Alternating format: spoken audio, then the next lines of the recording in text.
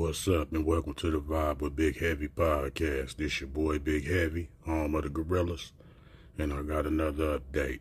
Tupac family speaks out. We finna see what's going on and what they talking about. Let's go. Okay, so Linda, we expected maybe some fans to show up today, and we did have some fans show up for court, fans of Tupac'S Shakur's, and I'm waiting to kind of get them to come over here. They've been in high demand. Mario and Katina Scott are right over here, and we have been waiting to speak with them. Mario, thank you so much.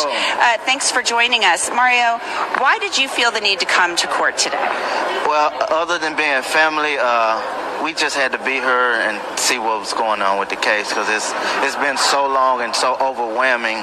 We just wanted to be present, You say your family. Explain that to me. Yes, ma'am. My cousin. He's my blood cousin. Okay, we heard her in the beginning say some friends, but come to find out, he's saying he Tupac's cousin.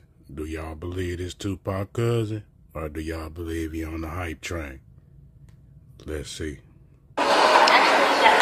Tupac? Yes, ma'am. Okay, and so how old were you when Tupac died? 9. Oh my gosh, so you were just a little kid, right? 9 years old. This dude don't even know Pac. But if he a relative, he is supposed to show up and represent for his family. So let's see what he talking about. What did Tupac Shakur, he was somebody that came from a somewhat rough background, and, that's hard. It's hard to get out of that, and he was able to get out of that and make something of himself. What did that mean to your family? It was, he gave so much of our family members courage and, just the outlaw spirit and, never to give up and never to stop because he never stopped. He was a genius before his time. Yes, ma'am. You were a child. Yeah. So I'm sure you looked up to him. Tell me about that. Yeah, so much. I always heard his music, and his mom would tell us about, all the things that he did going to school and all that. But, I grew up with the memories more than, having the memories myself because I was so young. And this is your wife, Katina. Yes, ma'am. Katina, you came obviously with your husband today. Now, I don't know, but she not even a relative. What could she possibly have to say? Let's check it out. What was it like in the courtroom seeing Keefe D in cuffs in a courtroom charged with the murder after all of these years? It was an odd feeling. I experienced a lot of emotions, particularly being that he's always been so close. That's not even someone that I expected or suspected at all to be a suspect. So for him to be in custody and the suspect and to even have a suspect after all of this time, just a lot of excitement, anxiety, anticipation, just trying to see how this is all going to work out. Now, how long has she been the wife? How's she going through all this? I understand when your mate going through something, you go through it as well. But what stress and anxiety she really had, being that that's not even her real relative? Let's see what she talking about. Because all of this is just so surprising. Mario, did you think there would ever be an arrest? The word was out that Keefe D was giving interviews on different YouTube channels. He had written this book. Did you ever think anything would happen? Never, no ma'am. Never. It's been so long, more than half of my life. So, we never thought it would be, justice. It's been so long.